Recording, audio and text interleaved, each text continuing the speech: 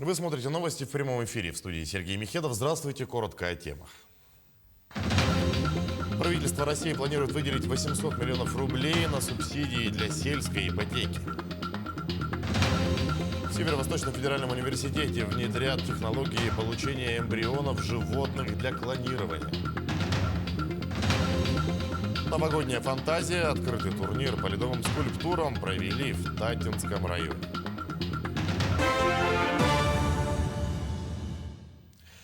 В Амгинском районе на муниципальной дороге Амга-Аннес открыли 2 мостовых перехода. Также в этом году открыт еще один мост через речку Кюльпчу. Средства были выделены из Дорожного фонда Якутии и муниципального бюджета на сумму 52 миллиона рублей. Строительные работы на 3 мостах провела компания «Земельная служба». Длина мостовых переходов более 25 метров, грузоподъемность до 40 тонн. В дальнейшем на муниципальной трассе планируют заменить еще 3 мостовых перехода.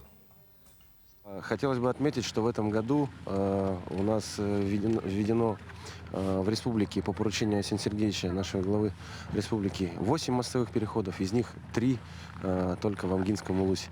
Данную практику мы продолжим заниматься круглогодичной доступностью, связанностью территорий. В следующем году планируем еще не менее 5 мостов ввести. Правительство России планирует выделить 800 миллионов рублей на субсидии для сельской ипотеки. Об этом сообщил премьер-министр Михаил Мишустин. Особым спросом пользуется программа сельской ипотеки. Рассмотрим вопрос о выделении почти 800 миллионов рублей на субсидирование кредитным организациям льготной ставки, которая для сельских жителей не должна превышать 3% годовых, приводит ТАСС его слова. Отмечается, что программа сельской ипотеки уже помогла в текущем году улучшить свои жилищные условия 50 тысячам семей. В следующем году финансирование госпомощи на соцконтракт увеличится и составит 618 миллионов рублей. Сейчас с помощью соцконтракта можно получить новую профессию или пройти переквалификацию. Гражданину выделяют 30 тысяч рублей для прохождения краткосрочных курсов. Также он при помощи 250 тысяч начинает свое дело. В этом году увеличилась финансовая поддержка для других целей. Например, на поиск работы заключили 292 контракта на сумму более 14 миллионов рублей. Для ведения подсобного хозяйства малоимущие семьи получают 100 тысяч рублей. Кроме того, есть поддержка для осуществления индивидуальной предпринимательской деятельности, где сейчас занимаются своим делом более 800 человек. Таким образом, на сегодняшний день более 4 тысяч малоимущих семей заключили соцконтракт.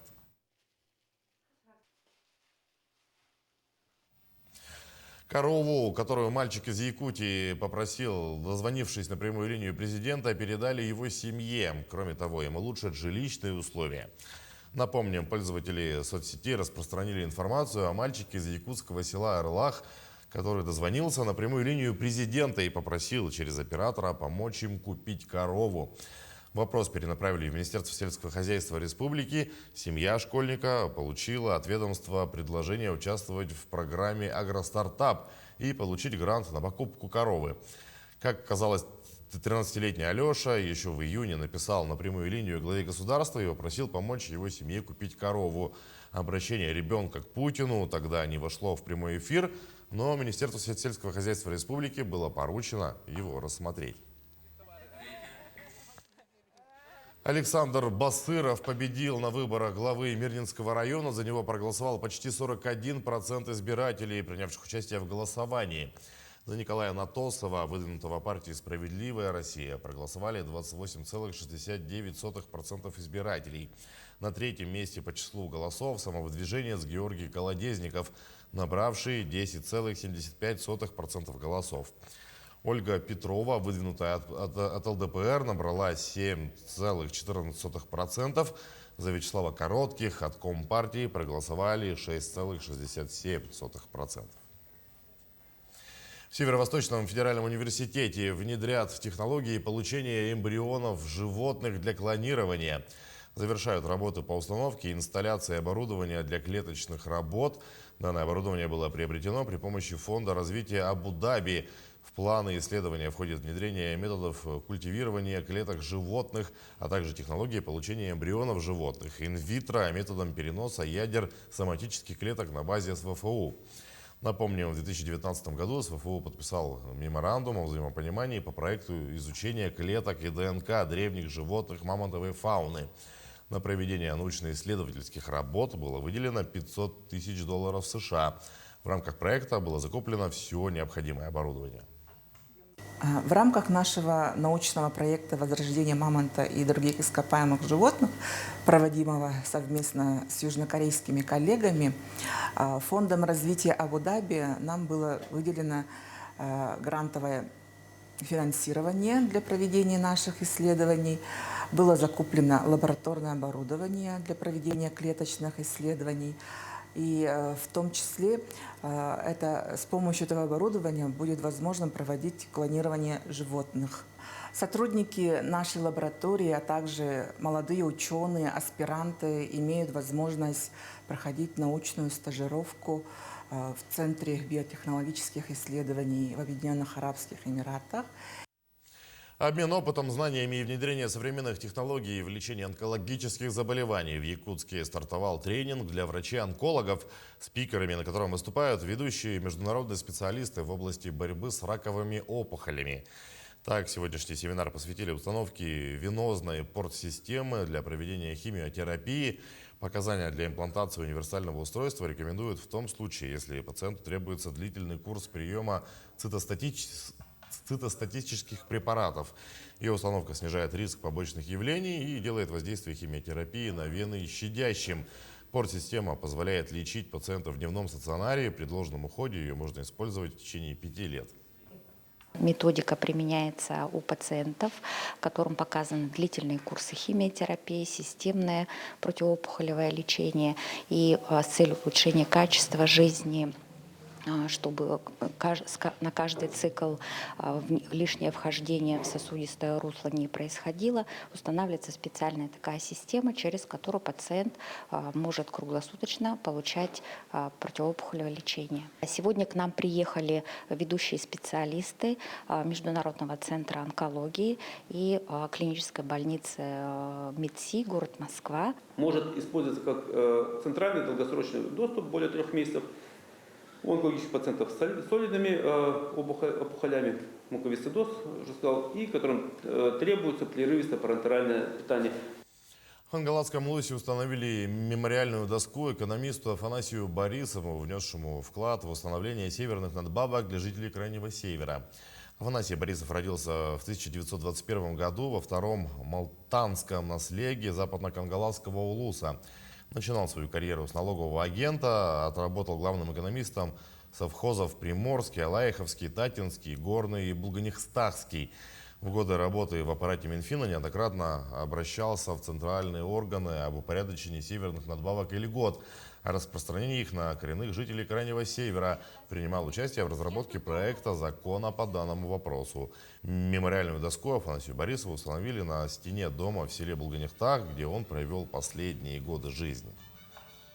Про его вклад в Якутию, о том, что он внес северные надбавки в нашу республику, да? Мы об этом узнали в 2006 году, когда к нам нагрянули, можно сказать, журналисты. До этого он не рассказывал, но как оказалось, он целую папку хранил у себя. Мы потом это узнали, у него спрашивали, он уже нам по утрам иногда рассказывал. Но он рассказывал так отрывками, которые он заходил к каким-то руководящим должностям, с людьми разговаривал, добивался всего этого. Бывало, даже, говорит, он там ругался с ними.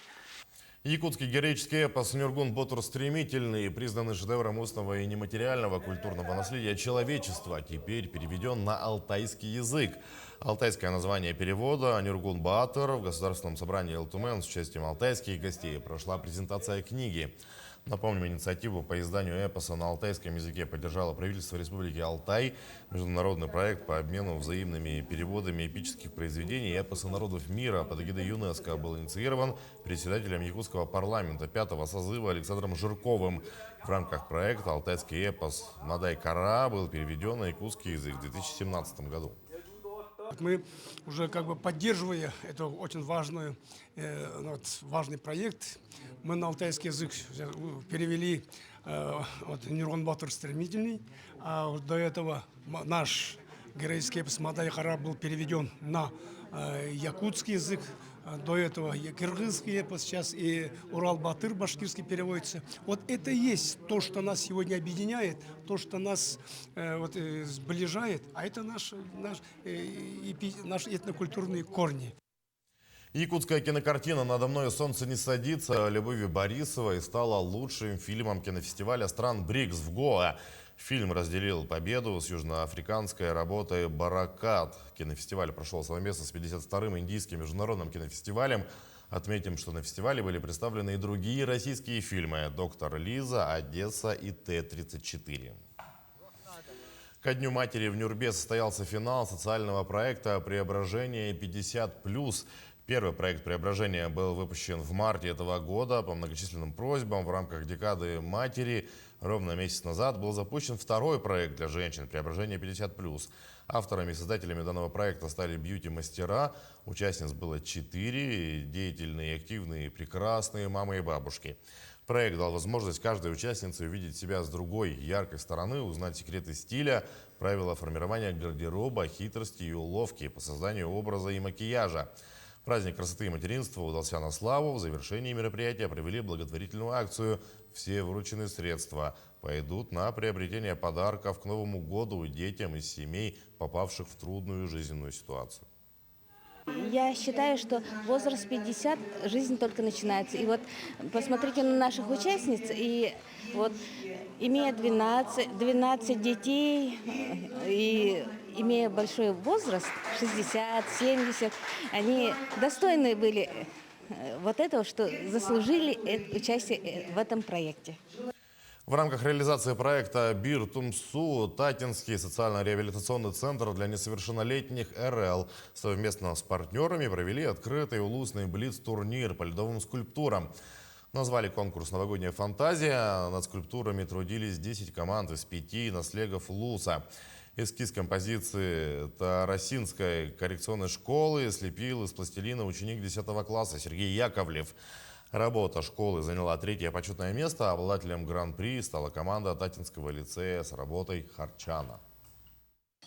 Вот меня учитель его сказали, вот будет выставка вот в этом вот Укеле, вот в новогодней фантазии. И я вот решил сделать его гномика с елкой с подарком. Это моя первая работа. Ну нравится вот украсить его, доделывать, вот угладить там. Еще надо вот разукрасить, вот сделать его шариками для елку. Далее о новостях продолжим говорить на канале Якутия-24. Оставайтесь с нами.